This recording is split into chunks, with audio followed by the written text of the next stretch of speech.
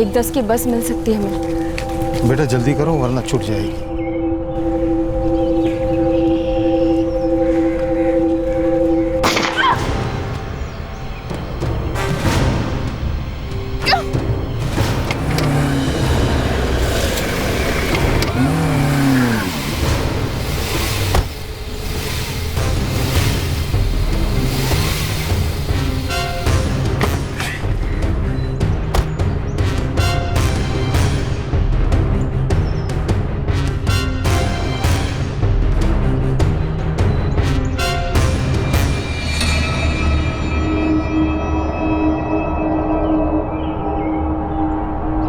मैं पुलिस को फोन करता हूँ।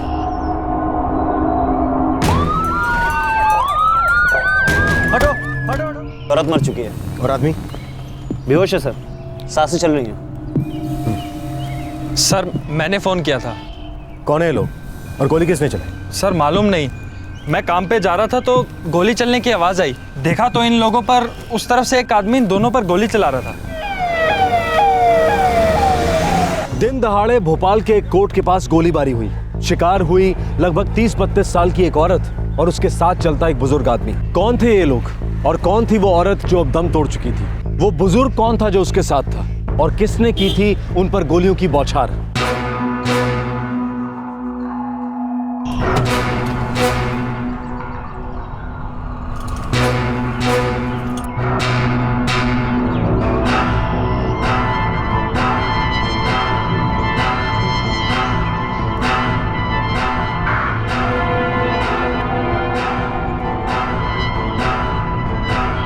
सर वो गाड़ी में बैठकर भागने की कोशिश कर रहा था। हम लोगों को जमा होता देखकर घबरा गया और गाड़ी छोड़कर उस तरफ से भाग गया।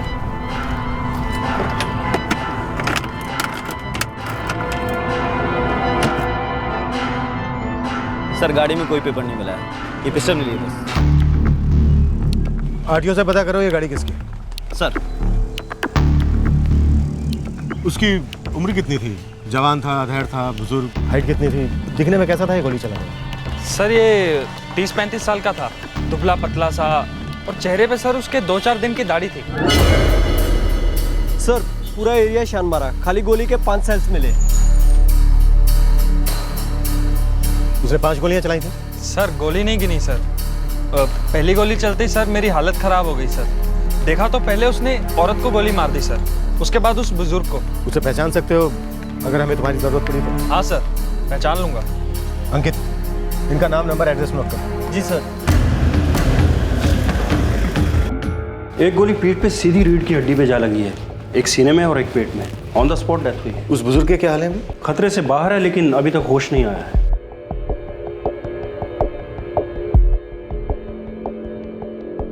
इनके बाएं हाथ और दाएं पैर से 2 गोलियां मिली हैं। सीवियर फ्रैक्चर्स हैं। ये अभी तक सदमे में है इसलिए कुछ बोलने की स्थिति में नहीं है। पहले ये पता लगाना होगा कि ये दोनों हैं कौन। इनके कपड़े और सामान हमने संभाल के रखे हैं। इनकी जेब से एक पर्स भी मिला है।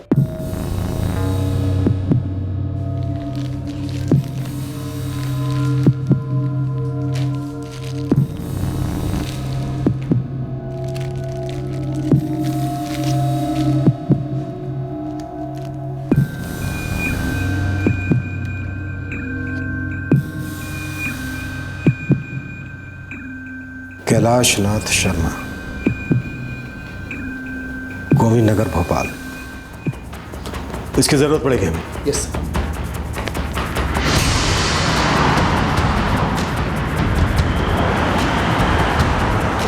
सर कार का रजिस्ट्रेशन नंबर आरटीओ को दिया हुआ है, थोड़ी देर में पता चल जाए गाड़ी किसके नाम पर। बुजुर्ग का नाम कैलाश नाथ शर्मा है, औरत कौन थी अभी तक नहीं पता।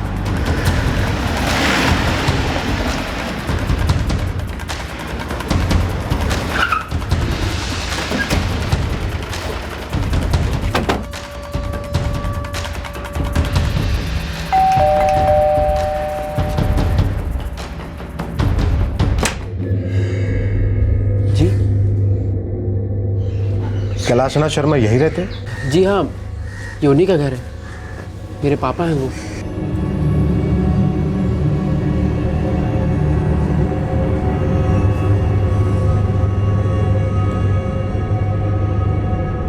दीदी के साथ कोर्ट गए, बस आते ही होंगे। पर सर बात क्या है?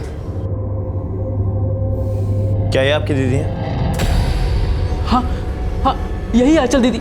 पर सर हुआ क्या है? किसी ने तुम्हारे पापा और दीदी को गोली मार दी अस्पताल में। कैलाश राज जी खतरे से बाहर है लेकिन बेहोश है और आंचल की मौत हो चुकी है।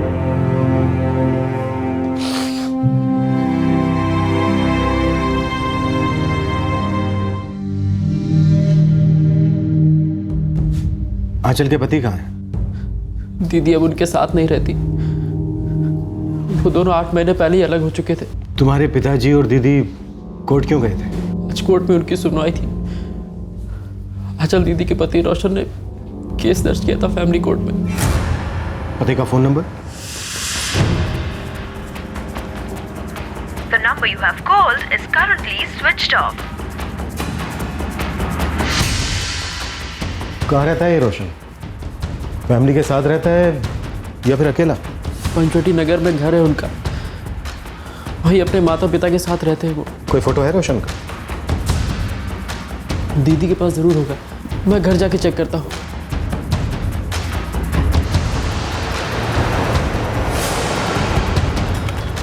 सर 1-2 घंटे के अंदर रोशन की फोन की लोकेशन का पता चल जाएगा। दोनों अलग हो चुके थे। पति ने पत्नी के खिलाफ कोर्ट में केस दर्ज किया।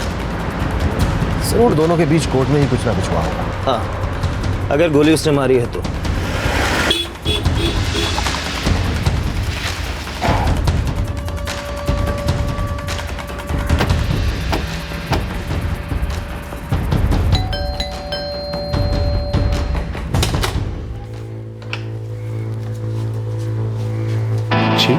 रोशन देव बेटा है मेरा। सर मुझे सच में नहीं पता रोशन कहाँ है। उसका फोन बंद है। मैंने कहा ना आपसे, वो कोर्ट गया था, उसके बाद लौट कर आया ही नहीं। कोर्ट के बाहर रोशन की पत्नी आंचल का मर्डर हो चुका है। उसे किसी ने गोली मार दी। क्या? ये कैसे? कब? किसने मारा आंचल को? हमेशा कहे कि उसका मर्डर आपके बेटे ने किया। नहीं, ऐसा नहीं हो सकता। मेरा बेटा ऐसा नहीं कर सकता। वो अपनी पत्नी से बहुत प्यार करता है। पहले ये तो पता चले कि आपका बेटा है कहाँ। हमारा यकीन कीजिए, हमें नहीं पता कहाँ है वो। कल सुबह जब वो कोर्ट गया था तो बड़ा परेशान लग रहा था और उसके बाद से लौटा ही नहीं। सर मैं खुद उसे कई बार फोन लगा चुका हूँ लेकिन फोन बंद मिल रहा है उसका।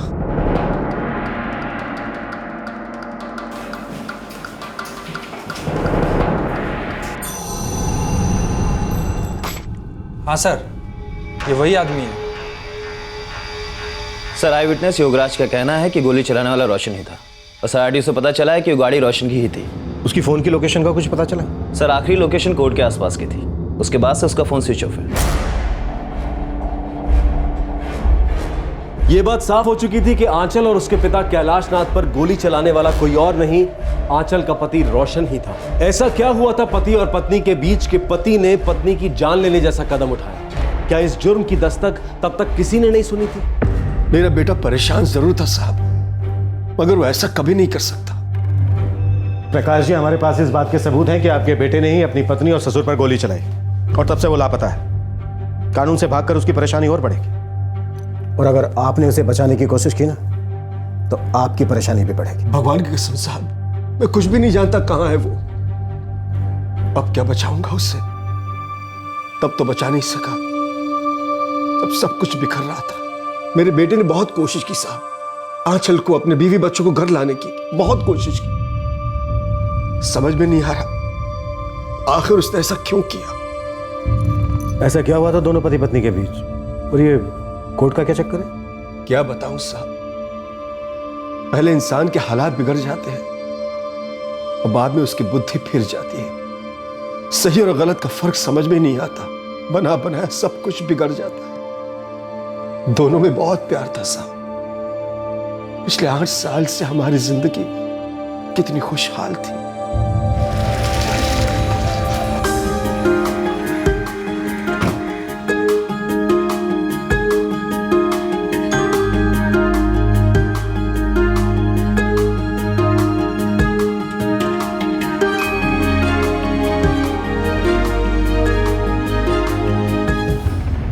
सब कुछ अच्छा चल रहा था। मेरे डैड कॉन्ट्रैक्टर हूं, मेरे बेटे का कपड़ों का व्यापार था। पिछले 8 सालों से धंधे में अच्छी बरकत रही, मगर पिछले सालों से धंधे में बहुत बड़ा नुकसान हुआ। बस तब से सब कुछ बदल गया।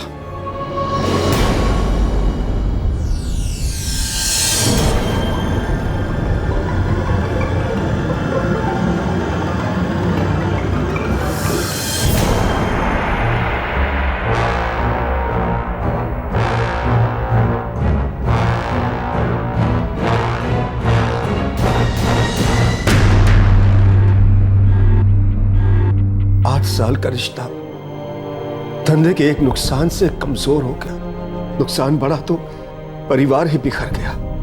रोशन जो एक अच्छा पति, अच्छा बाप था, उसके सर पे बस एक ही भूत सवार हो गया कि कारोबार को बस पहले की तरह ही चला रहा है। और जिस आदमी को आंचल 8 साल से प्यार करती थी, अब उसी को देखकर वो निराशा में डूबने लगी।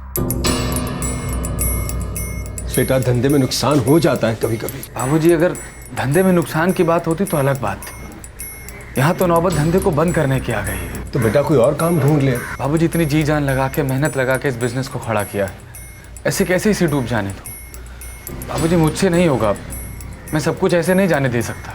रोशन, बचा क्या है जो जाने नहीं दोगे? सब कुछ खत्म हो चुका है, बस तुम्हें दिखाई नहीं देता। तो क्या करूं? कोशिश कर तो रहा हूं अपने बिजनेस को दोबारा से खड़ा करने की। अगर तुम मेरा साथ नहीं दे सकती तो कम से कम मेरा जीना तो मुश्किल मत करो। रोशन, पिछले 6 महीने से एक पैसे की भी आमदनी नहीं हुई। मैं इस घर को कैसे चला रही हूँ तुम्हें जरा भी अंदाजा है? तुम आज का वक्त देख रही हो और हम दोनों ने जो अच्छा वक्त बिताया वो भूल गई। तो तुम ही बताओ, उस अच्छे वक्त का क्या करूं मैं? पिछले 6 महीने से मैं और मेरे बच्चे तुम्हें दिन रात निराशा में डूबे हुए देख रहे हैं। तुम सारा दिन घर से बाहर रहते हो। भगवान जाने क्या करते हो रोशन। देखो, हकीकत से मुंह फेर लेने से सच्चाई बदल नहीं जाएगी। रोशन, तुम चाहो तो एक बार फिर से नए सिरे से शुरुआत कर सकते हो। कहीं छोटी मोटी नौकरी कर लो फिलहाल। मैं कुछ ज्यादा नहीं मांग रही हूँ तुमसे। सब कुछ पहले जैसा अच्छा हो जाएगा फिर से। मेरा बिजनेस क्या ठप हो गया? तुम तो मुझे हर चीज में नाकाम समझने लग गई हो। रोशन, बेहतरी इसी में है कि तुम हकीकत से नजरें मिलाओ, आंखें मत चुराओ उनसे। वक्त रहते तुम्हें सब कुछ ठीक करना है। अगर इन हालात से बाहर निकलना है तो वक्त रहते निकलना है, क्योंकि वक्त किसी का इंतजार नहीं करता। अपना धंधा तो खो ही चुके हो, हमें भी खो दोगे।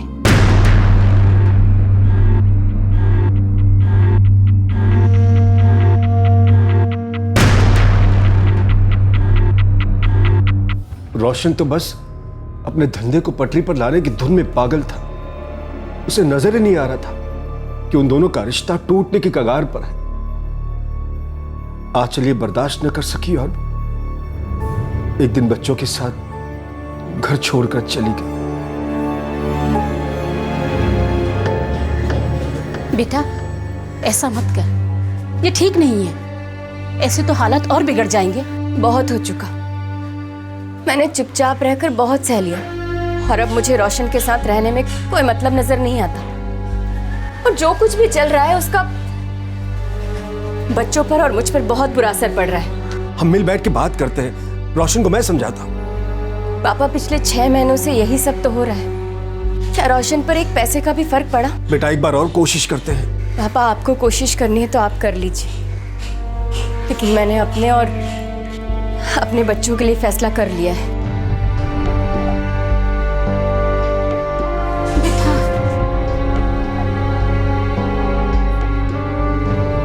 वो मेरे साथ ऐसा कैसे कर सकती है? क्या बच्चे सिर्फ अकेले उसके हैं, मेरे कुछ नहीं है?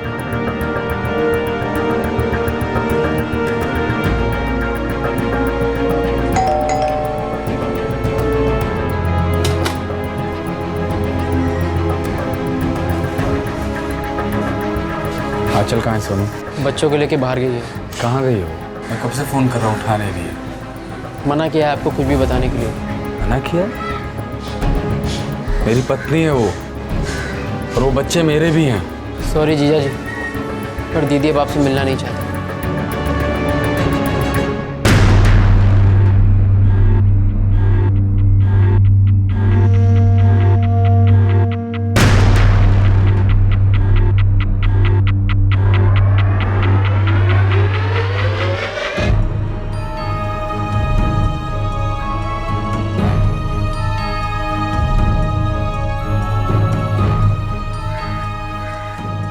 दामाद जी, आप बेकार में परेशान कर रहे हैं मेरी बेटी को। अब पीछा छोड़िए उसका। बाबूजी, सब कुछ तो खो ही चुका हूं मैं। बस एक परिवार बचा है मेरे पास और आप कह रहे हैं उसे भी छोड़ दूं। रोशन जी, कोई सब कुछ यूं ही नहीं खोता, और आपने बचाने की कोशिश भी कहाँ की। घर को डूबता देख आप तो मुंह फेर करके बैठ गए। क्या करती मेरी बच्ची। देखिए, उसने तय कर लिया जो करना था।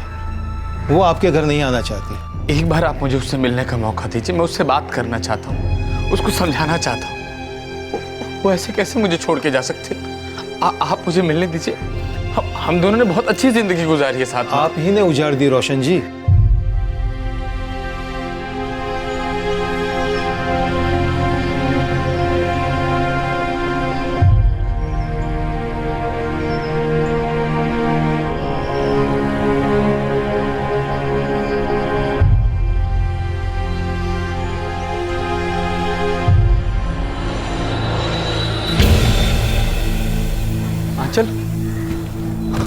आंचल, मेरी बात सुनो, मेरी बात सुनो। आंचल, घर लौट चलो। आंचल, मैं सब कुछ ठीक कर दूंगा। मैं तुमसे बहुत प्यार करता हूँ, तुम्हें चाहता हूँ। तुम्हारे बिना और बच्चों के बिना मैं नहीं जी सकता। आंचल, मेरी बात सुनो। तुम मुझे छोड़ के ऐसे नहीं जा सकती। क्यों नहीं जा सकती रोशन? क्या कर रही हूँ मैं तुम्हारे साथ? तुम्हें जो बर्बादी करनी थी वो तुम कर चुके। अब मैं अपना और अपने बच्चों का भविष्य बचा रही हूँ। मैं हाथ जोड़ती हूँ, चले जाओ रोशन। आंचल,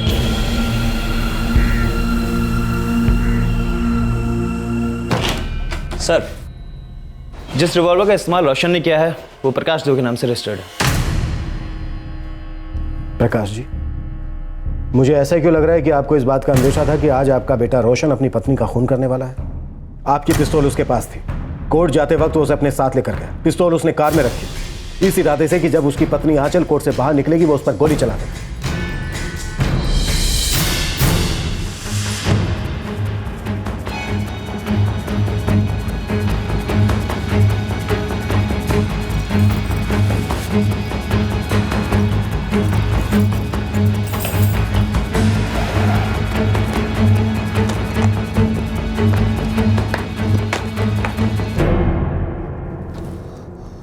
मेरी गन नहीं है। मेरा यकीन कीजिए सर, मुझे सच में नहीं पता रोशन कब ले गया। सुबह से बहुत परेशान था, कोर्ट जाने के लिए निकला था, मगर ये कभी नहीं सोचा था कि वो ये सब कर देगा। बेटा लड़ झगड़ के आंचल और बच्चों को वापस लाने की कोशिश मत करो। इससे कुछ हासिल नहीं होगा। लड़ना है तो वक्त से लड़ो, अपनी जिंदगी को हाथ में लो। खुद की गाड़ी पटरी पे आ जाएगी तो बीवी और बच्चे अपने आप घर वापस आ जाएंगे। पापा, आंचल मेरे साथ ऐसा नहीं कर सकते।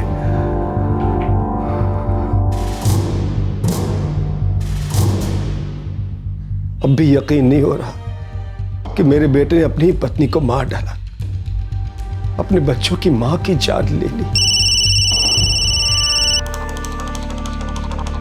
Hello sir. जी sir, thank you sir. Kailashnath ji को होश आ गया है। डॉक्टर कहना है कि वो बात कर सकते हैं।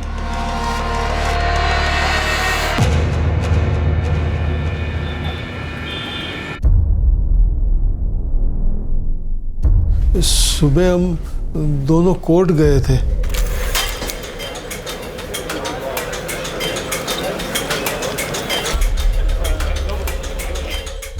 रोशन हमसे बहुत पहले कोर्ट आ चुका था।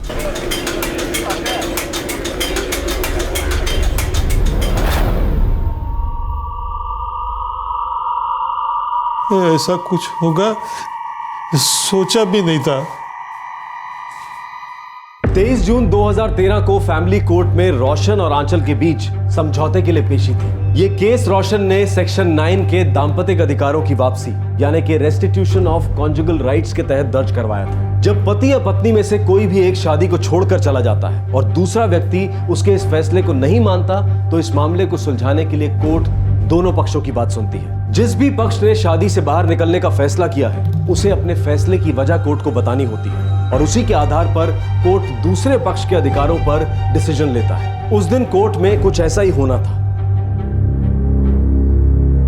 मैडम, आंचल मेरी पत्नी है, मेरी दोनों बेटियों राशि और अंजलि की मां, जो अचानक मुझको छोड़ करके चली गई। मैडम, हमारी शादी को 8 साल हो गए।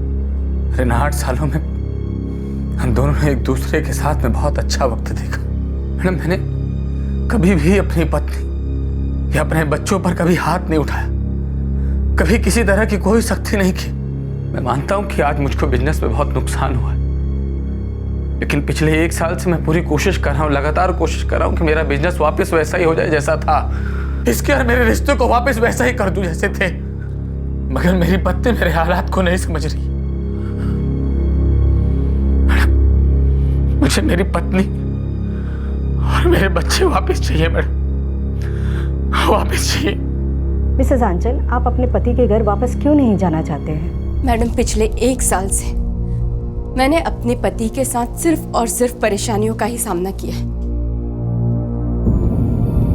बात बुरे वक्त में साथ छोड़ने या साथ निभाने की नहीं है, बात बुरे वक्त में बुरे वक्त को बदलने की कोशिश करने की है। लेकिन मेरे पति, इनके सर पे अपने उजड़े हुए बिजनेस को वापस खड़ा करने का जुनून सवार है।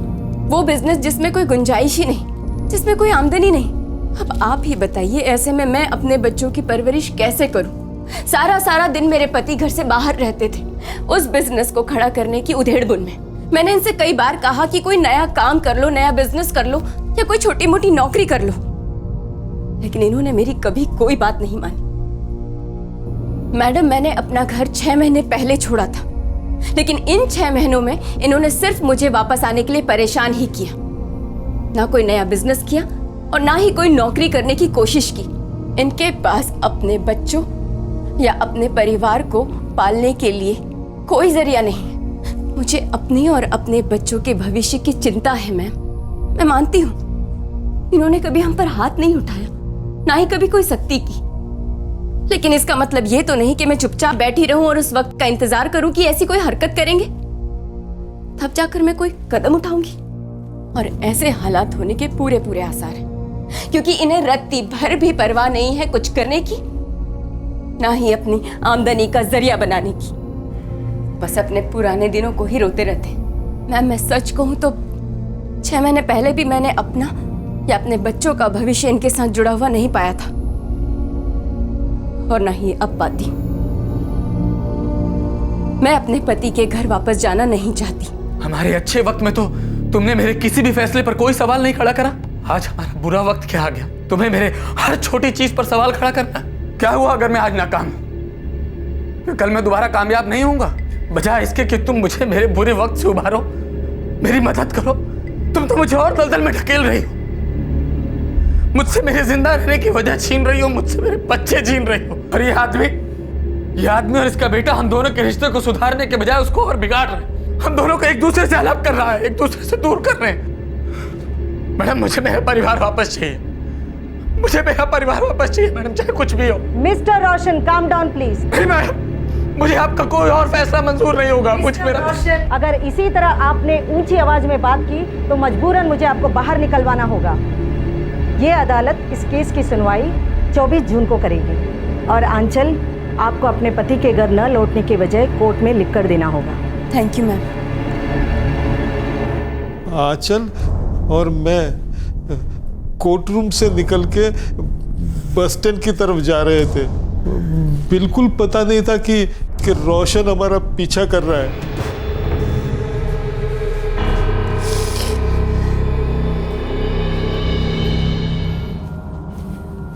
सर, उसका फोन अभी भी बंद आ रहा है। सिंह, उसके घर के बाहर निगरानी बढ़ा दो। उसके पिता के फोन को ट्रैकिंग पे डाल दो, हो सकता है वो दूसरा फोन इस्तेमाल कर रहा हो। और अपने सारे खबरियों को उसको फोटो दे दो। वो अपनी पत्नी का खून करके भागा है, जिसे वो अपने घर वापस लाना चाहता। हम भी देखते हैं वो अब कब तक भागेगा।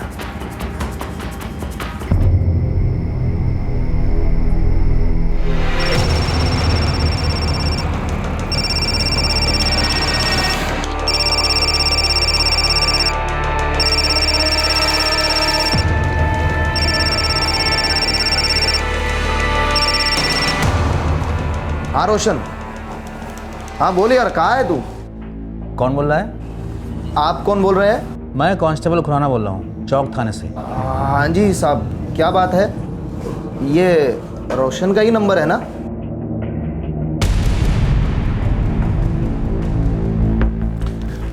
हमें तुम्हारा नंबर इस सेल फोन से मिला है। इसमें और कोई भी नंबर सेव नहीं है, लेकिन आखिरी फ़ोन तुमको किया गया था 21 जून को।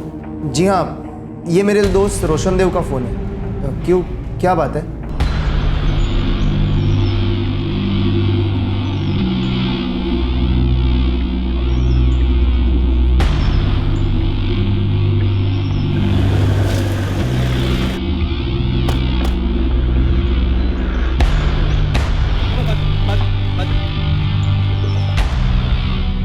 हमें कोई 9:30 बजे फ़ोन आया था। एक आदमी वहां से गुजर रहा था, उसने खबर दी। जी हाँ सर, यही रोशन है। मैं कल से इसे फ़ोन करने की कोशिश कर रहा था, लेकिन इसका फ़ोन ही बंद आ रहा था। इसने अपनी पत्नी का खून किया है। मुझे कल पुलिस का फ़ोन आया था।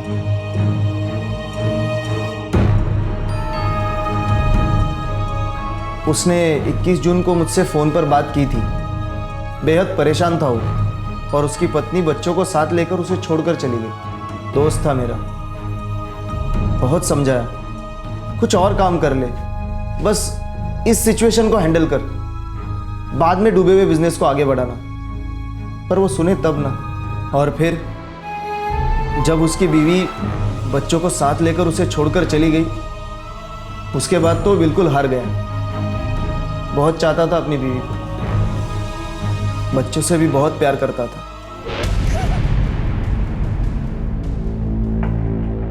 सर, हमने एफआईआर दर्ज कर ली है। आईपीसी 302 के तहत आंचल देव की हत्या और आईपीसी 307 के तहत उसके पिता की हत्या की कोशिश। सर, इनमें आरोपी है रोशन देव, और सर जहांगीराबाद थाने के आत्महत्या का पीड़ित भी वही रोशन देव है। इन्वेस्टिगेशन की रिपोर्ट फाइल करो, कोर्ट भेजनी पड़ेगी।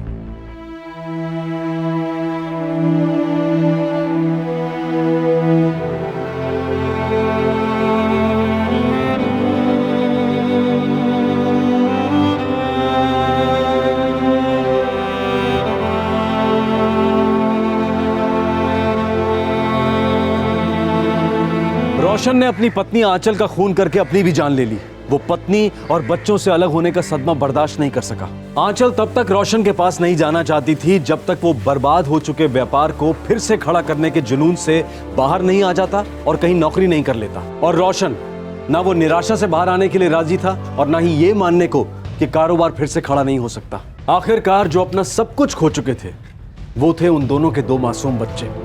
वो अपने माँ बाप दोनों खो चुके थे। कौन तय करे कि कौन सही और कौन गलत, बल्कि ये तय करना भी गलत होगा। ये तो एक ऐसी लड़ाई थी जिसमें सभी को बस हार ही मिली। कई बार हालात हमें हार मान लेने पर मजबूर कर देते हैं। ऐसे में अगर लड़कर उबरने की कोशिश की जाए तो हर मुश्किल पार हो सकती है। और हालात का सामना करने की ताकत खुद में ना हो तो मदद के लिए हाथ बढ़ाने में ही समझदारी है। क्या रोशन और आंचल की परेशानियों का किसी और तरह से समाधान नहीं हो सकता था? अगर वो किसी काउंसलर की मदद लेते तो, किसी और से अपनी समस्याओं के बारे में बात करते तो, काश उन्हें कोई समझा पाता कि उनके बच्चों को उन दोनों की कितनी जरूरत है। दूर से देखने पर औरों की परेशानियां शायद आसान लगती हैं, लेकिन मुश्किलों का पहाड़ किसी पर ऐसे टूट पड़े तो यह कहना बहुत मुश्किल है कि जिंदगी क्या रुक लेगी और कौन सी समस्या किसके लिए मुश्किल बन जाएगी। ऐसे में समझदारी से, शांति से हालात का सामना करना बहुत जरूरी है। एक रिश्ते का कितना दुखद अंत, वो भी तब जब दोनों एक दूसरे से प्यार करते थे।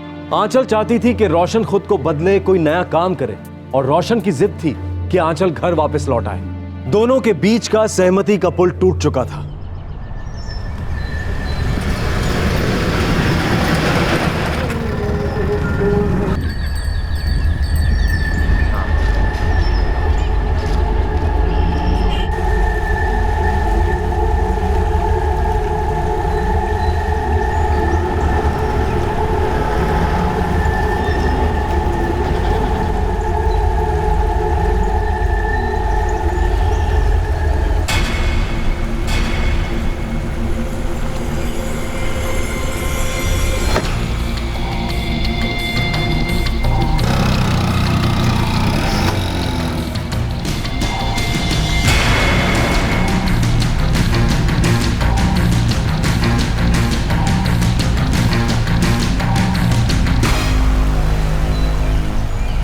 नागपुर से लगभग 59 किलोमीटर दूर मौदा के पास 2 लड़कों ने कुही नाला के किनारे नोटों से भरा एक बैग फेंका। उसी दिन दोपहर मौदा पुलिस स्टेशन में कुछ लोग परेशान हालत में उसी बैग के बारे में बात कर रहे थे।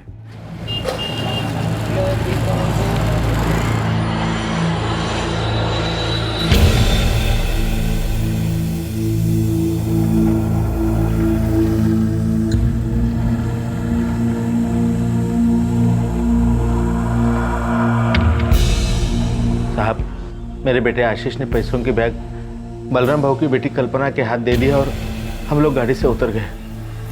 ये बात पावर दोना कामठी रोड की है ना? हाँ साहब, हम लोग कामठी रजिस्ट्रेशन ऑफिस में जा रहे थे प्रवीण के गाड़ी में। और वो 3 लोग थे? हाँ साहब, वो मोटरसाइकिल पे आए थे।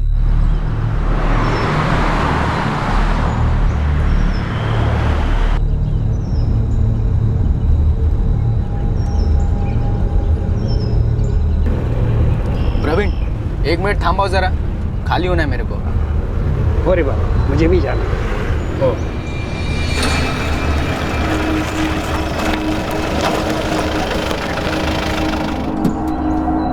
कल्पना दी, बैग पकड़, आते हैं।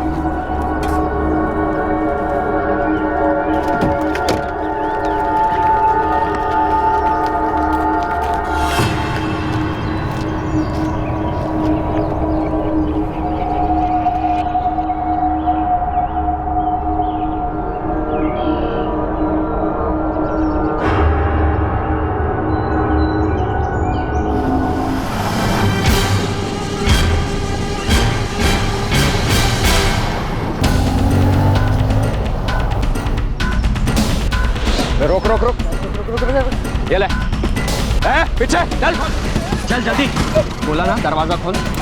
दरवाजा खोल, बैग खोल जल्दी, निकल, चल खोल। बोला ना, गाड़ी शुरू कर,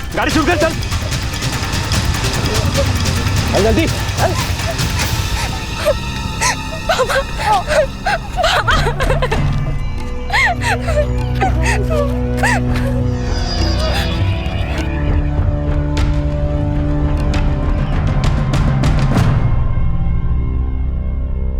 सब कुछ इतना अचानक हुआ कि कुछ पता ही नहीं चला। हम कुछ बोलते कुछ करते, उसके पहले वो लोग भाग गए। मेरी बेटी इतनी डर गई थी कि डर के मारे उसने पैसों की बैग उनको दे दी। चाकू था साहब उनके हाथ में, वो लोग मार डालते मुझे। कितने पैसे थे बैग में? 60 लाख रुपए थे साहब। 60 लाख रुपए? इतने सारे पैसे लेकर आप लोग कहाँ जा रहे थे? वो पैसे मुझे बालाराम भाऊ को देने के थे। उनकी खेती की जमीन मैं खरीद रहा था।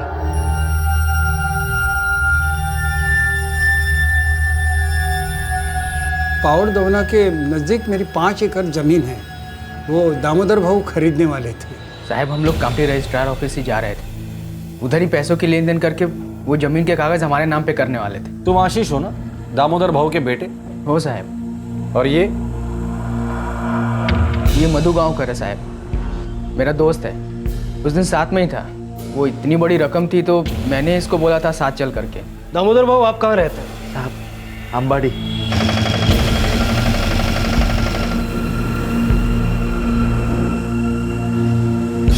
और बालाराम भाऊ पावर दवना के रहने वाले हैं।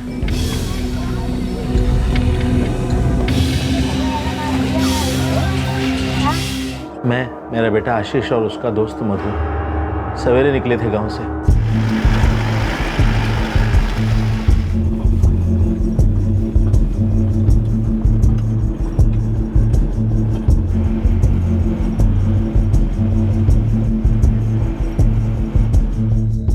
ये प्रवीण की गाड़ी भाड़े पे ली थी साहब। 9:15 बजे हमने बालाराम भाऊ और उनकी बेटी कल्पना को पावर दवना में उनके घर से साथ लिया।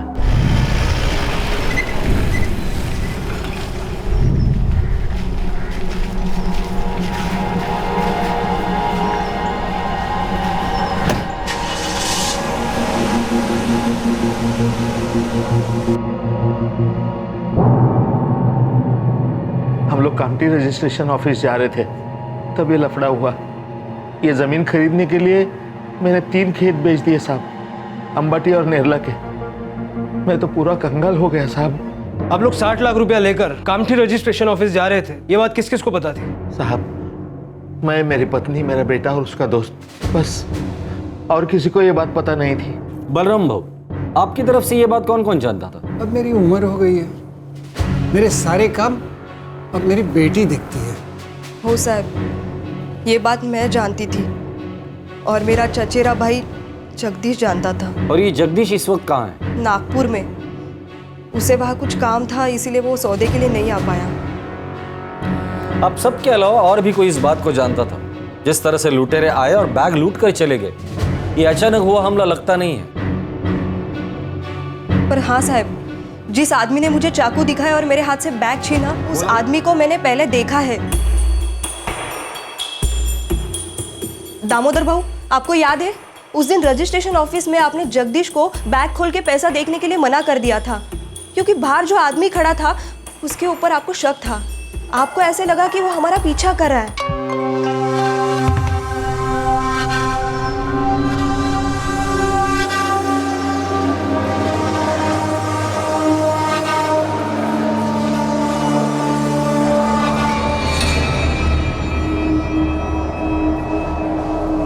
दामोदर भाऊ, दस्तखत करने से पहले मैं एक बार रुपए की बैग देख लेना चाहता हूँ।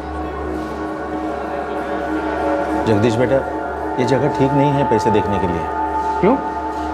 बहुत लोगों की नज़र होती है यहाँ पर, और मुझे डर है कि किसी की नज़र इस सौदे पर है।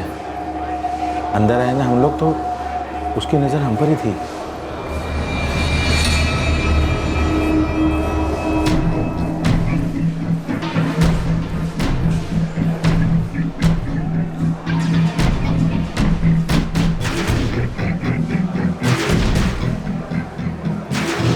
वो जो कान में बाली पहना है ना, वो उसकी नजर है हम पर।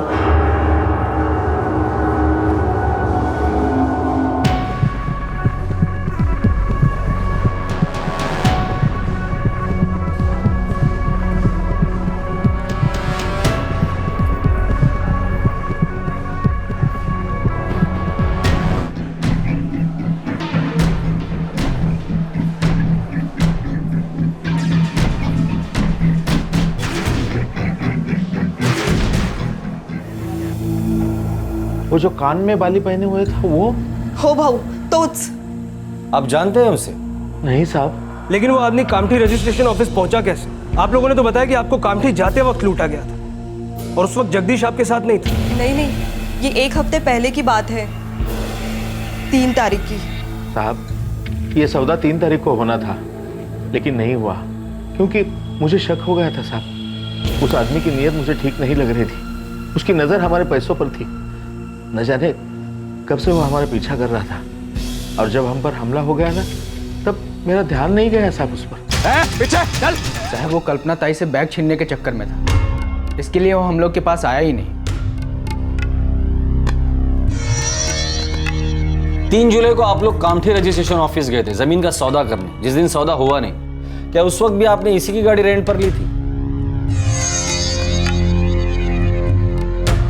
नहीं साहब, उस दिन हम लोग दूसरी गाड़ी से गए थे, और बलाराम काका, कल्पना ताई और जगदीश भाऊ दूसरी गाड़ी से आए थे। 11 जुलाई 2013 को जमीन के सौदे के लिए गई 2 पार्टीज पर हमला हुआ और उनके पास से 60 लाख रुपए लूट लिए गए। लेकिन ऐसा लग रहा था कि लूट की साजिश पहले ही की गई थी, क्योंकि इससे पहले 3 जुलाई 2013 को भी यह सौदा होना था और लूट के डर की वजह से नहीं हुआ था। क्या यह एक सोची समझी साजिश थी? क्या इस लूट के पीछे दोनों पार्टीज में से किसी एक का हाथ था? कुलकर्णी, ये लूट अचानक हुई है ऐसा लगता नहीं है मुझे। सर, मेरे को तो पक्का साजिश की बू आ रही है। ये 2 पार्टी में से कोई तो एक झूठ बोल रहा है। सर, एक बात मुझे बहुत अजीब लगी। बलराम भाऊ का भतीजा जगदीश मापुसकर 3 तारीख को वो पैसे देखने की जिद कर रहा था, और जिस दिन सौदा हुआ उस दिन वो आया ही नहीं। साहब, लूट की खबर मिली और मैं झट से वापस आ गया। जगदीश, इस लूट में तेरे साथ कौन कौन शामिल था? जल्दी बोल दे। साहब, ये क्या पूछ रहे हो आप? और मैं तो आज यहाँ था ही नहीं, मुझे क्या मालूम? ये तो सबको मालूम। चल एक बात बता, लूट के 60 लाख रुपए कहाँ छिपा के रखे? साहब, मैं आज सवेरे काम से नागपुर गया था। आप चाहे तो फोन करके पूछ लो। तूने पूरा प्लान बनाया और खुद सटक लिया नागपुर, ताकि तेरा नाम कहीं ना आए। वो लुटेरे पहले भी आए थे, लेकिन दामोदर भाव ने उनको देख लिया था। 3 जुलाई को लूट नहीं पाए तो ये प्लान बनाया, ताकि जिस दिन लूट हो तुम वहां पर रहो ही नहीं और तुम पर कोई शक ना करे। इतने सारे लोगों में सिर्फ एक पे हमला नहीं हुआ, और वो है कल्पना, जिससे बैग छीनी गई। क्या वो भी इस प्लान में शामिल है? कौन सा प्लान साहब? हम लोगों का ऐसा कोई प्लान था ही नहीं, और मुझे क्या पता कि ये ऐसा कुछ होने वाला है। हाँ, उस दिन मैंने पैसे का बैग दिखाने को बोला था क्योंकि मैं देखना चाहता था सच्ची में 60 लाख है या नहीं। साहब, पिछले 6 महीने से यह सौदा चल रहा था, 6 महीने से। दामोदर भाऊ 1 एकड़ का 12 लाख देने को तैयार नहीं थे। पहले वो बोले 8 लाख, फिर 8 से 9 और फिर 9 से 10 तक बात आई और आखिर में बलराम काका ने जो कीमत बोली थी उसी पर सौदा पक्का हुआ। और मेरे को शक होने लगा था उस आदमी के पास वाकई इतना रुपया है या नहीं। इसलिए मैं बोला कि मेरे को पैसे का बैग देखने का है। दामोदर भाऊ, दस्तखत करने से पहले मैं एक बार रुपए की बैग देख लेना चाहता हूँ। 3 तारीख को तू अपनी आंखों से 60 लाख रुपए देखना चाहता था, बराबर? हो साहब, जो तू देख नहीं पाया। और आज 11 जुलाई जब जमीन का सौदा होने वाला था तब तेरा मन नहीं किया तेरी कल्पना ताई के साथ जाके 60 लाख रुपए गिनने का? बराबर, आज ही तुझे काम आ गया और आज ही तो गायब हो गया। साहब, आज से 3 दिन पहले यानी 8 जुलाई को मैं देख चुका था कि उनके पास 60 लाख है।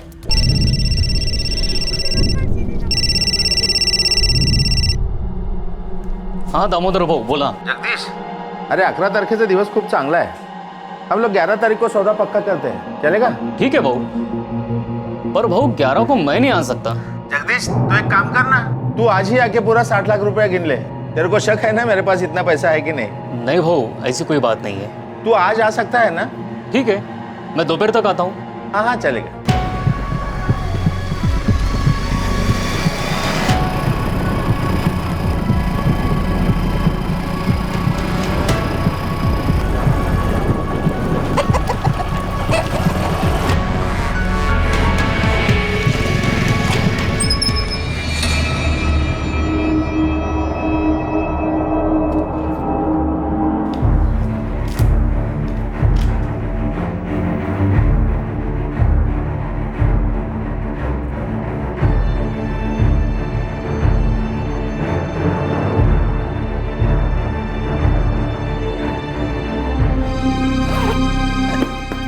ठीक है, खातरी हो गई? हो भाऊ। भाऊ, अब गलत मत समझो। क्या है, बलराम काका की उम्र हो गई है, उनका कोई बेटा तो है नहीं, इसलिए सोचा एक बार पक्का कर लूं। बराबर है, अपनों का इतना ख्याल तो रखना पड़ता है। लो, चाय पियो। मेरा शक दूर हो गया, इसलिए मैं हाँ बोला आप लोग 11 को सौदा पक्का कर लो। और 11 को तो मैं जाने वाला था नहीं, इसलिए आशीष और दामोदर भाऊ को बोला कि आप लोग जाते जाते बलराम काका और कल्पना ताई को साथ ले लें और वहीं से कामटी चले जाएं।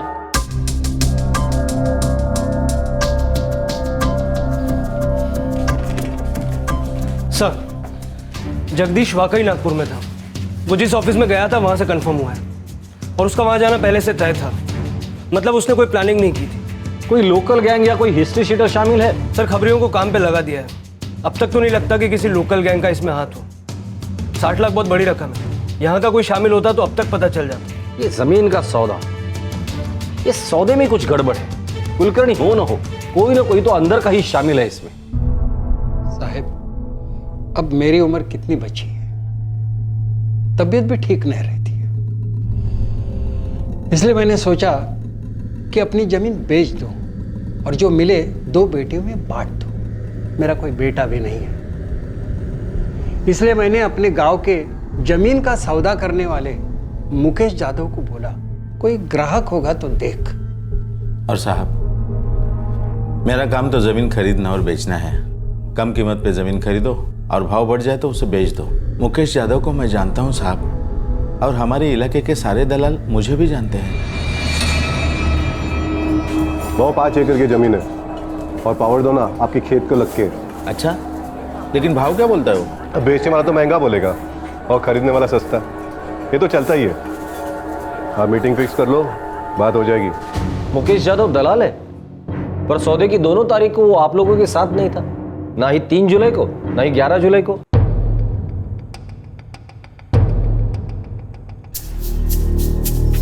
नहीं दामोदर बाबू, 12 लाख से कम में नहीं बेचने का जमीन। देखो बलराम भाऊ, 15 साल से जमीन बेचने खरीदने का काम करता हूँ। जमीन देख के उसका भाव बोलता हूँ मैं। मेरे ख्याल से 9 लाख का सौदा ठीक रहेगा। आप कोशिश कर लो, 8 से ऊपर आपको कोई नहीं देगा। इतनी जल्दी नहीं है, पर घाटे में तो नहीं बेचने का जमीन आणि गरज ही नहीं। ठीक है, मर्जी तुमची, आप सोचो, मैं भी सोचता हूँ। अच्छा, चलता हूँ फिर।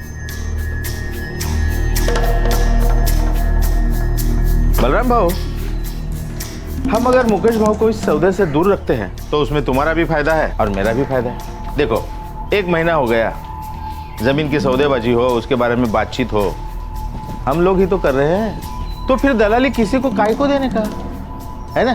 अच्छा, चलता हूँ।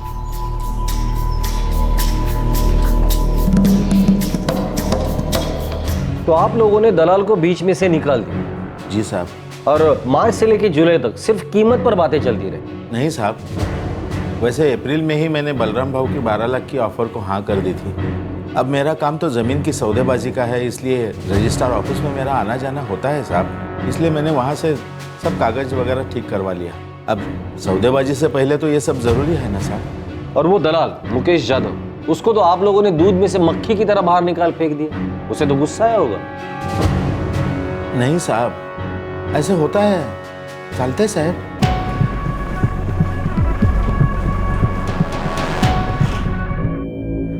अब दोनों पार्टी मिलके दलाल को बीच से हटा दे तो हम लोग क्या कर सकते हैं साहब? मुकेश यादव, बदला लेने का ख्याल नहीं है तुम्हें? गुस्सा तो आता है साहब, पर धंधे में नुकसान कौन चाहता है? दोनों पार्टी अटके बैठी थी, एक 9-10 पर, दूसरा 12 लाख पर। मैंने सोचा ये सौदा होने का ही नहीं है, टाइम बर्बाद होगा सिर्फ। पर सौदा हुआ, और अगर तुम उसमें शामिल होते तो अच्छा खासा कमीशन मिलता, वो भी दोनों पार्टी से। साहब, अब बोलना क्या चाह रहे हो? ये लूट मैंने करवाया? अगर तुमने नहीं करवाया तो फिर किसने करवाया? साहब, मैं फैमिली वाला हूँ, बरसों से दलाल हूँ साहब। अब फैमिली को खतरे में डालकर सौदा थोड़ी करूंगा। बरसों से जमीन के धंधे में हो, तुमको तो सब पता रहता होगा कब और कौन सा सौदा होने वाला है। साहब, रजिस्टर ऑफिस में रोज कितने सौदे होते हैं, अब मैं उन पे ध्यान रखूंगा या अपने धंधे पर? 60 लाख मुकेश यादव, 60 लाख। अच्छे इंसान का ईमान डगमगा जाता है, और तुम्हारे तो पेट पे लात मारी थी दामोदर भाऊ ने। साहब, एक बात बोलूं, कोर्ट दोनों पार्टी में से किसी एक में है। एक बोलती है रुपया देखने का है और दूसरा बोलता है बाहर लूट का खतरा है। उस दिन कुछ नहीं होता, अगली बार लूट होती है। साहब, इतनी बरस इतनी जमीन बेची, ऐसा पहली बार देखा साहब। आप मेरा खबर खोट डालो, आपको कुछ नहीं मिलेगा। मैं इस सौदे में आया बलराम भाऊ की वजह से और दामोदर भाऊ से बात बढ़ाई। अब उन दोनों को लगा कि मेरे को बीच में नहीं रखने का। अब मेरे को क्या मालूम अब क्या होगा। इस सौदे में जरूर कुछ गड़बड़ थी।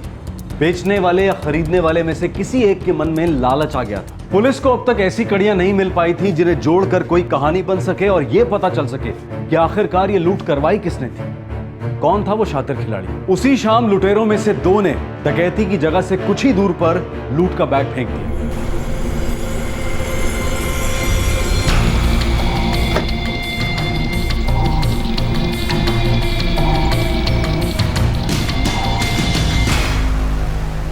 ये खेल था क्या और मकसद क्या था इसके पीछे?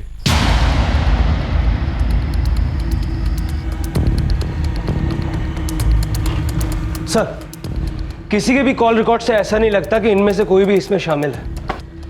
फिर भी ये लूट मुझे सोची समझी साजिश लगती है। लुटेरों को पता था कि माल कहाँ है और कब और कहाँ जाने वाले हैं। सर, ये जो गाड़ी भाड़े से ली थी प्रवीण कापसे की, कहीं उसका तो हाथ नहीं?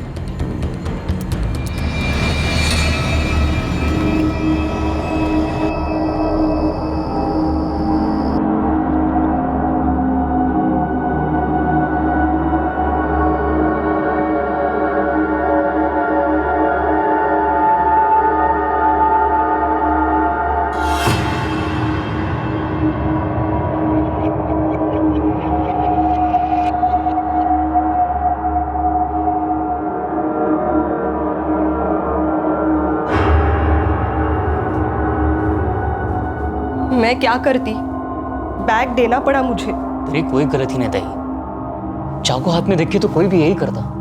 पर पुलिस को तो मुझ पे ही शक है ना, क्योंकि उन लोगों ने मुझ पे हमला नहीं किया है ना। और उसका ये मतलब तो नहीं कि तू भी इस लूट में शामिल है।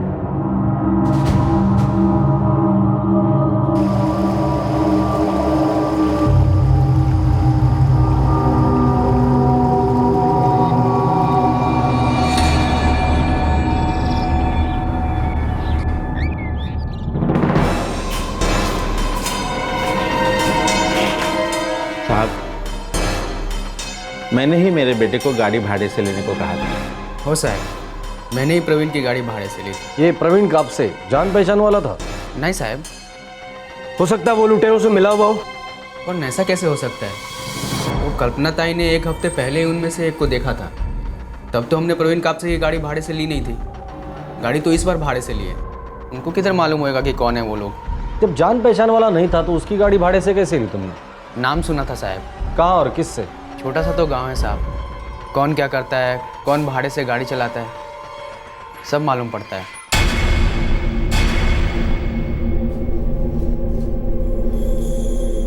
साहब वो टवेरा मेरी खुद की है, कर्जे पे ली है, पिछले 2 सालों से चला रहा हूँ। इस लूट में तेरे साथ और कौन कौन था? साहब देख प्रवीण, हमें पता चल चुका है कि इस लूट में तेरा भी हाथ है। अब भलाई इसी में कि सब सच सच बोल दे, वरना सच उगलवाना हमें अच्छी तरह से आता है, समझे? साहब मैं गाड़ी का मालक चालक हूँ, किराए पे गाड़ी चलाता हूँ। एक टाइम का 2000 रुपया मिल जाता है। इस टाइम बोला था चुप रहने का 3000 मिलेगा। अब ये भी बता दे, ये चुप बैठने के 3000 रुपये कौन देने वाला था तुझे? राजेश बापट। उसी ने कल्पना ताई से बैग छीनी थी, बाकी मुझे कुछ नहीं मालूम साहब। राजेश बापट? लेकिन कल्पना ने तो उसे कामठी रजिस्ट्रेशन ऑफिस में पहले ही देख लिया था, फिर उसने तुझे 3000 रुपये क्यों दिए? और उसे कैसे पता था कि दामोदर भाव को गाड़ी लगने वाली है? राजेश ने गाड़ी किराए पे ली थी। उसी ने कहा था आशीष भाव को फोन कर, उनको एक गाड़ी की जरूरत है। राजेश बापट ने तुझे कहा था कि आशीष केंकरे को फोन करे, लेकिन गाड़ी तो आशीष ने बुक की थी ना? नहीं साहब, राजेश ने किराए पर ली थी, उसी ने आशीष के पास जाने को बोला था। आशीष, ये प्रवीण कापसे की गाड़ी तुमने भाड़े पर ली थी? हो साहब। ठीक से याद कर। हो साहब, गाड़ी भाड़े से मैंने ही ली थी। साले, अब याद आया कुछ? हाँ? याद आया कुछ? नहीं साहब, वो गाड़ी मैंने भाड़े से नहीं ली थी। बाप के पैसे चुराने की साजिश करता है तू? हाँ? ये राजेश बापट कौन है और कहाँ रहता है?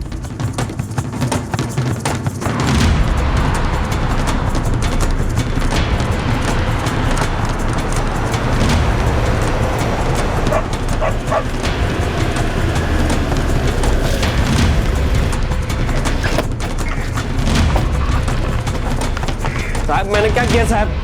तुम्हारे तो साथी का साहब। कौन दो साथी साहब? मेरे को कुछ नहीं पता साहब। साहब मिलिंद काशीकर और संदीप मांजरेकर साहब। कुछ नहीं कहता, सब मुझे छोड़ दो, सब मुझे छोड़ दो, सब मुझे माफ करो साहब, मेरी गलती नहीं है साहब, माफ करो साहब, मेरी गलती नहीं है साहब, माफ।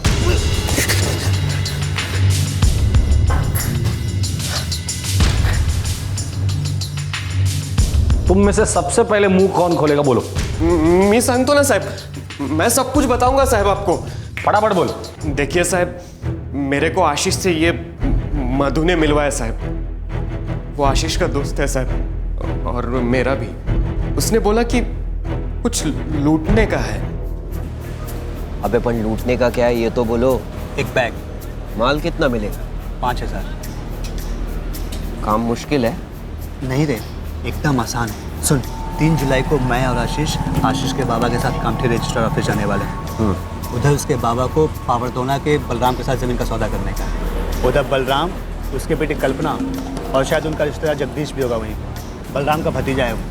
जैसे वो लोग पैसे का बैग ले बाहर लाए, बैग छीनने का और भाग जाने का वहाँ से। अबे हाँ, पर उस कामठी के ऑफिस में गर्दी कितना होता है? हाँ तो बाहर आने दे उनको, हो सकता है वो लोग गाड़ी में आएंगे।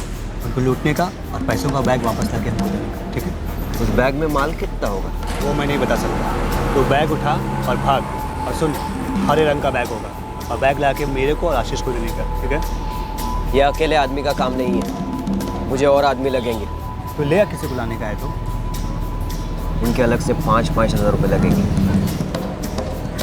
दिया। और फिर तू संदीप और मिलिंद को साथ लेकर आ गया? और साहब, हम सबको 5-5 हज़ार रुपये मिलने वाला था साहब।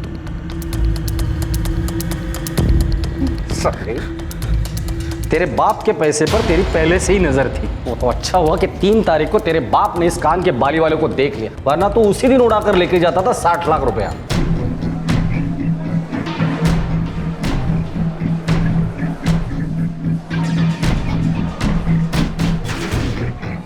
बात बता, लूटना ही था तो सीधा बाप को ही लूट लेते। क्या फर्क पड़ता था कि पैसे दामोदर से लूटे या बलराम से? और उसके लिए 11 तारीख तक रुकने की क्या जरूरत थी? 3 तारीख को ही बाप को लुटवा देता।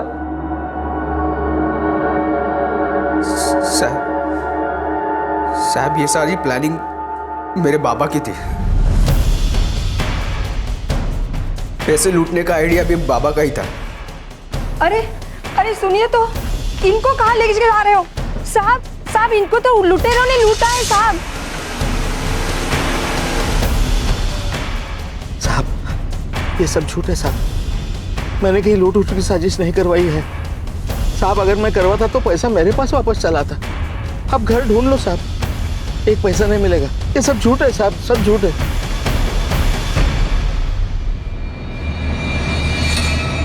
पैसे तुम्हारे पास कहां से आते दामोदर भाऊ? तुम तो पूरी दुनिया को टोपी पहना रहे हो।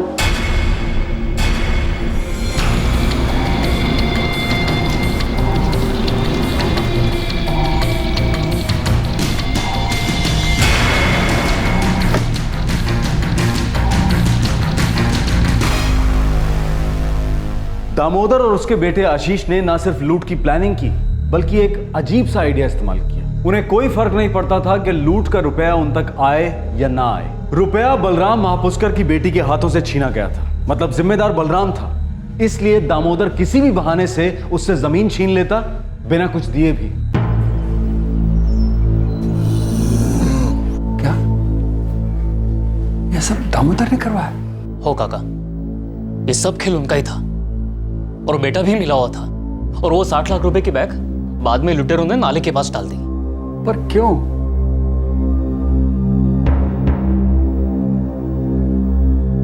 बैग हमारे पास नहीं है साहब, उसको हमने कल शाम को कुई फाटा नाले के पास डाल दिया साहब। लूट का रुपया कहाँ है?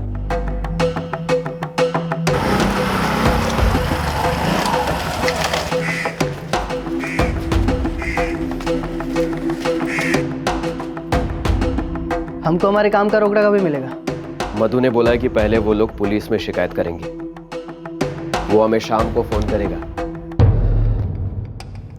राजेश, मेरे को लगता है इस बैग में बहुत माल है। हाँ, वजनदार है, देख तो नहीं कितना है।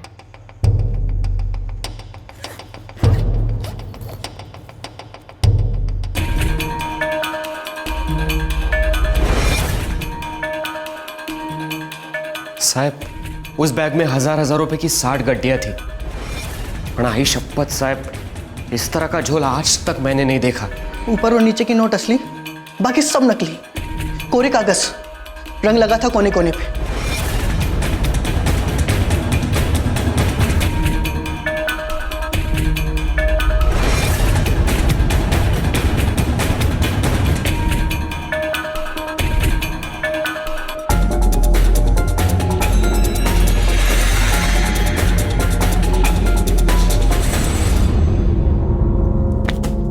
ये दामोदर भाऊ और ये आशीष साला सबको उल्लू बना रहे हैं। अगर हमको भी चूना लगा दिया तो? साला ये दामोदर भाऊ और आशीष की तो इस गड्ढे के ऊपर और नीचे के नोट तो असली है। अपना अपना हिस्सा हल्का करो, ये बैग यही कहीं फेंक देंगे। अबे नकली नोट का लफड़ा है, अपन इस फंसेंगे। चल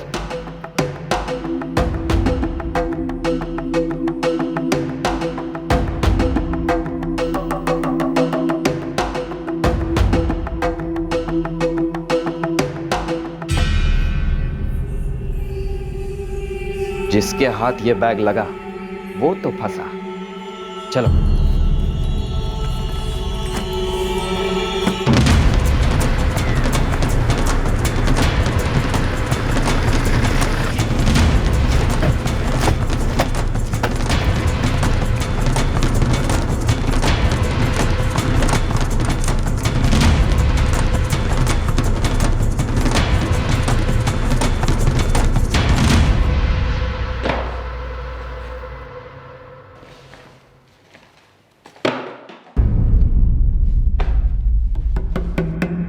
वाह, काय डोका है।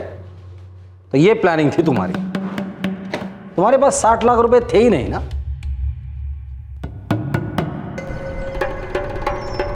जमीन बड़ी अच्छी है और मुझे इसे हाथ से नहीं जाने देना है। सोने के भाव बिकेगी बाद में। पर बाबा 60 लाख रुपए किधर से आएंगे?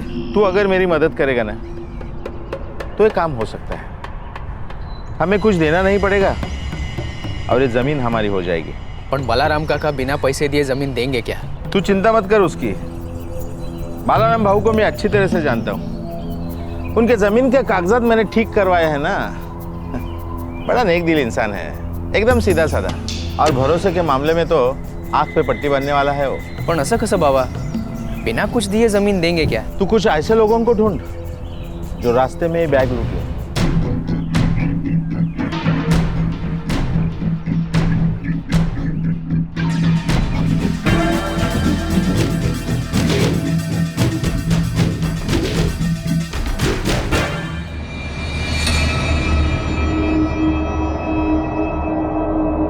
उस दिन 3 तारीख को बैग में सिर्फ 40-50 हज़ार रुपए ही थे और मुझे डर लग रहा था कि जगदीश ये पैसे देख ले तो ये सौदा टूट जाएगा। जगदीश बेटा, ये जगह ठीक नहीं है पैसे देखने के लिए। क्यों?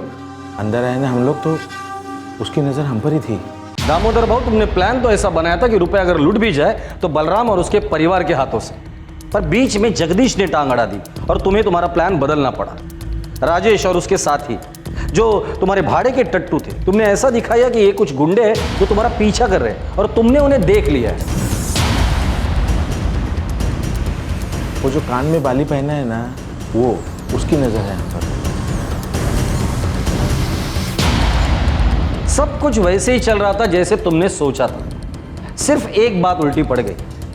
जगदीश ने रुपए देखने की मांग की। एक बात बताओ, जो 60 लाख रुपए तुमने जगदीश को दिखाए थे, उसका इंतजाम कहां से किया? वो तो सिर्फ दिखाने के वास्ते मैंने दोस्तों और रिश्तेदारों से इकट्ठा किए थे साहब। अच्छा, और उससे तुम्हें नकली नोटों की गड्डियों का आइडिया आ गया। आशीष, 11 तारीख नक्की हो गई है। जगदीश नागपुर गया हुआ है, वो नहीं आएगा। तो एक काम कर, एक गाड़ी भाड़े पे उठा, हम लोग जाते जाते रास्ते में बलराम भाऊ और उनकी बेटी कल्पना को लेते हैं। हो बाबा, कामठी रजिस्ट्रेशन ऑफिस पहुंचने से पहले रास्ते में ही लूट करवाते हैं। हाँ, ये ठीक रहेगा। बैग पूरा भरते हैं, 1000 के 60 बंडल होने चाहिए। हो सकता है कल्पना बीच में टांग अड़ा दे। बैग वजनदार होगा ना तो कुछ समझ में नहीं आएगा। इससे पहले कि कल्पना ताई बैग खोल के देखे, ये लोग पैसे लेके उड़ जाने चाहिए। लेकिन उस वक्त बैग उनके हाथ में होना चाहिए, हमारे नहीं। सारा दोष उन पर जाना चाहिए। हमने उनको पैसा दे दिया, लेकिन उनके हाथों में से कौन उड़ा ले गया पता नहीं चलना चाहिए, वरना ये जमीन हमारी नहीं हो सकेगी। बाबा, मेरे पास एक आइडिया है।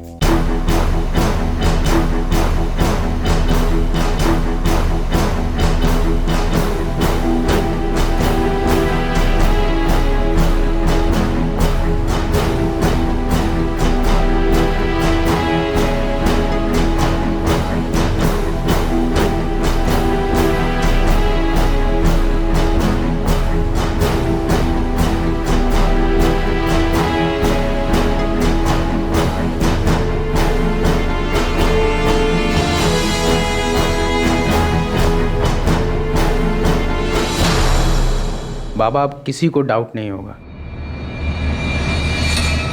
दामोदर भाऊ, तुम लोगों की शक्ल सूरत देखकर कोई कहेगा नहीं कि इस भोली सूरत के पीछे छिपा दिमाग एक खुरापती मुजरिम का है। पर एक बात आप भूल गए, गुनाह कभी ही लपत नहीं। Crime never page.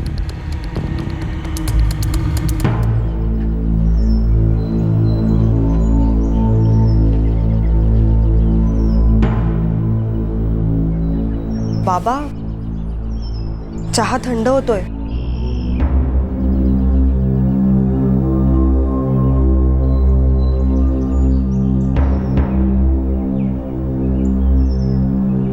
दामोदर का बेटा आशीष, आशीष का दोस्त मधु गावनकर और बाकी सभी आरोपी राजेश बापट, संदीप मांजरेकर, मिलिंद काशीकर और प्रवीण कापसे सब फिलहाल पुलिस कस्टडी में हैं। जो पीड़ित थे उन्होंने ही इस लूट की साजिश की थी। उन्हें लगा था कि वो बड़ी आसानी से सबकी आंखों में धूल झोंक देंगे और पकड़े नहीं जाएंगे, लेकिन पुलिस ने उनका जमाया खेल बिगाड़ दिया। 5 महीनों से दामोदर के साथ न जाने कितना वक्त गुजारा बलराम ने, लेकिन उसे क्या पता था कि उसकी पीठ पीछे क्या साजिश चल रही है। इतने बड़े धोखे की साजिश करना, उसको अंजाम देना और फिर ये उम्मीद करना कि कोई पकड़ नहीं पाएगा, ये सारे ख्याल दिमाग में आते कहां से? रोज सुर्खियों में आने वाली स्कैम की खबरें, रोज होने वाले नए नए घोटाले और फिर ना होने वाली कार्रवाई, क्या इस सब को देखकर लोगों की हिम्मत बढ़ती होगी? कल हमने अपने देश के स्वतंत्रता दिवस की 66वीं वर्षगांठ मनाई। आजादी के 66 साल, और पिछले एक दशक में याद रहने लायक क्या है? सिर्फ करप्शन, स्कैम, घोटाले। ये नए जमाने का नया प्लेग है जो फैलता ही जा रहा है, लेकिन इसकी दस्तक को हम कब तक अनसुना करेंगे? आपसे फिर मुलाकात होगी क्राइम पेट्रोल दस्तक में एक और नए केस के साथ। क्राइम पेट्रोल के और भी दिलचस्प कहानी देखने के लिए हमारे चैनल को सब्सक्राइब करें और बेल आइकॉन दबाना न भूलें।